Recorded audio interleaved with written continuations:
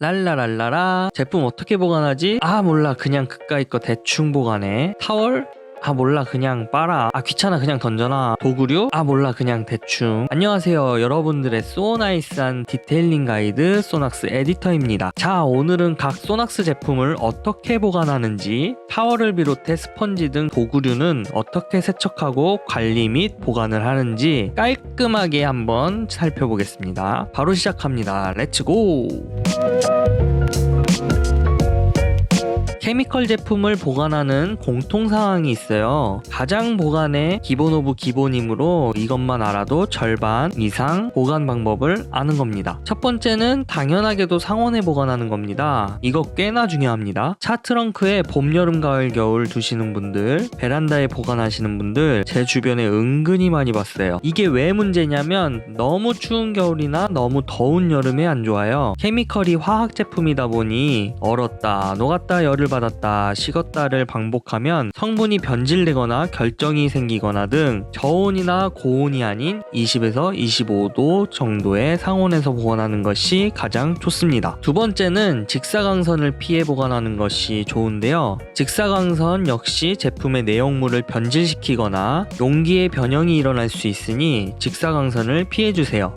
그래서 이렇게 햇빛이 잘 들어오는 베란다보다 서늘하게 그늘진 곳에 보관하는 것이 가장 좋겠죠. 세 번째는 예쁘게 잘 세워서 보관해주세요. 이렇게 넘어진 상태로 보관하는 경우 뚜껑을 제대로 닫지 않았거나 할 경우 새어나올 수 있고 보기에도 안 예쁘잖아요. 여러분들의 취미를 책임질 아가들이니 예쁘게 잘 세워서 보관해주세요. 자, 그럼 각각 제품군별 보관 방법을 알려드릴게요. 먼저 세차 샴푸류입니다. 특히나 세차 샴푸류는 보관을 제대로 해주는 것이 좋은데요. 샴푸류를 40도 이상 지속적으로 고온에 노출되면 용기가 팽창될 수 있어서 40도 이상 고온이나 직사광선을 피해서 보관하는 것이 좋습니다. 또 너무 추운 영하의 환경에서 보관 시 제품이 얼었다, 녹았다를 반복하면 제형에 변화가 생길 수 있어요. 그러니까 20에서 25도 정도의 상온에서 보관해주세요.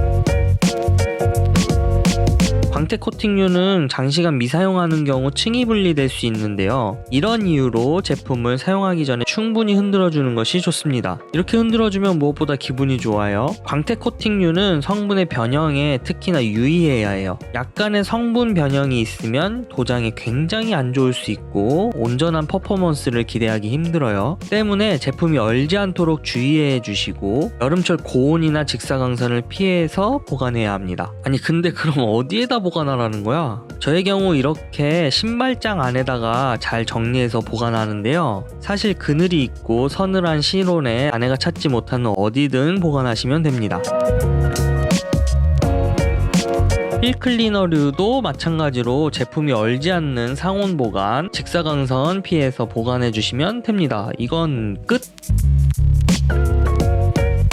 저는 타월류는 사용한 뒤 바로바로 세탁을 하는 편인데요. 타월들은 미지근한 물에 이렇게 초벌을 한 뒤 세탁 비누를 가볍게 묻혀서 손으로 살살 비비며 세척하면 됩니다. 짤 때 너무 힘을 줘서 짜면 모가 상할 수 있으니까 적당하게 손으로 짜내고 탈수기를 이용하는 것이 힘도 덜 들고 제일 안전한 방법입니다. 그리고 섬유유연제는 절대 사용하지 마세요. 이 섬유유연제의 성분이 타월에 결합하게 되면 물 흡수력이 현저하게 떨어지게 되거든요. 그냥 가볍게 세탁 비누를 이용하거나 오염 정도가 심하지 않으면 그냥 물로만 세탁해도 충분합니다. 그리고 드라잉 타월의 경우 다른 타월에 비해 모가 두껍고 더 큰 편인데 세탁하고 나면 간혹 모가 누워 납작해지는 경우가 있어요. 뭐 큰 문제는 없지만 이 모가 살아있어야 드라잉이 훨씬 잘 되는 느낌이거든요. 그래서 세탁하고 짠 뒤에 이렇게 몇 번 털어서 말리면 모가 눕지 않게 됩니다. 개꿀팁! 스펀지류는 보통 왁스나 기름기가 있는 제품들을 주로 사용해요. 그래서 다른 도구류와 따로 세탁을 해주는 것이 좋고 스펀지끼리도 함께 세탁하기보다는 각각 하나씩 세탁하는 걸 추천합니다. 서로 왁스나 기름기가 섞이면 오히려 다음에 디테일링 시 작업이 잘 안 될 수 있거든요. 타월과 마찬가지로 오염이 심하지 않으면 미지근한 물로 씻어내주고 오염이 좀 심한 경우 세탁 비누를 이용하되 가장 중요한 게 물기와 거품기를 완벽히 짜내는 것이 좋습니다. 좋습니다. 세차 시 사용하는 멀티 스펀지는 굳이 세제를 사용할 필요는 없어요. 그냥 물로 헹군 뒤 충분히 짜고 자연 건조하면 됩니다.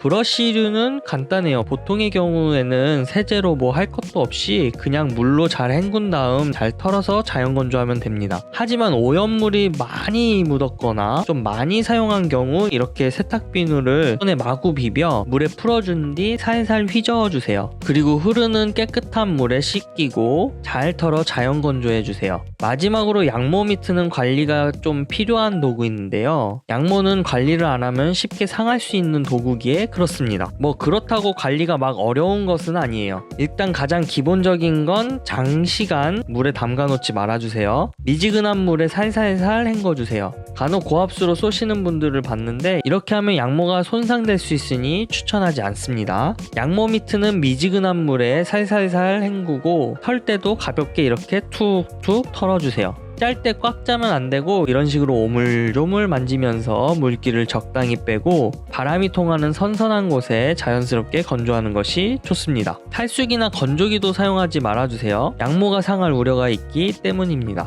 참 건조할 때가 마땅치 않은 것 같은데 저의 경우 영하로 내려가지 않는 이상 이렇게 싱크대 선반을 가져다가 베란다에서 여보, 싱크대 선반 어딨어?